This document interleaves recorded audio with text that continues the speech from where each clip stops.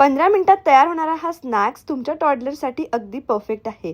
सगळ्यात आधी कुकरमध्ये आलू, पालक आणि मटार स्टीम करायला ठेवायचे. स्टीम करून थंड झाल्यावर मिक्सरच्या जारमध्ये काढून घेतलं. त्यामध्ये थोडंसं अद्रक, लसण, एक हिरवी मिरची, थोडंसं जिरं हे सगळं टाकून मिक्सरला छान अशी पेस्ट करून घेतली. स्टीम केलेले आलू यामध्ये छान स्मॅश करून घेतले. पालक हे रिच इन आयरन आहे, त्यामुळे बाळाच्या ब्रेन डेव्हलपमेंटला मदत होते. जर तुमचं बाळ असं हिरव्या भाज्या खात नसेल तर तुम्ही अशा प्रकारे नक्कीच देऊ शकता.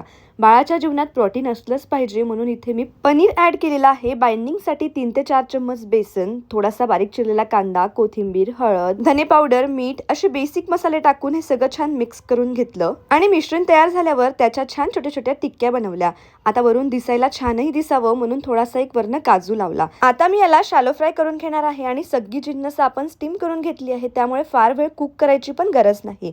सो इथे मी तव्याला तूप लावून घेतलं, एका बाजूला थोडंसं होऊ दिलं आणि दुसऱ्या बाजूला पलटवून घेतले. दोन्ही बाजूने गोल्डन ब्राऊन कलर आला म्हणजे आपला हेल्दी व्हर्जन ऑफ हराभरा कबाब रेडी आहे. रेसिपी कशी वाटली कमेंटमध्ये सांगा आणि अशाच रेसिपीजसाठी मला फॉलो करायला विसरू नका. Bye bye.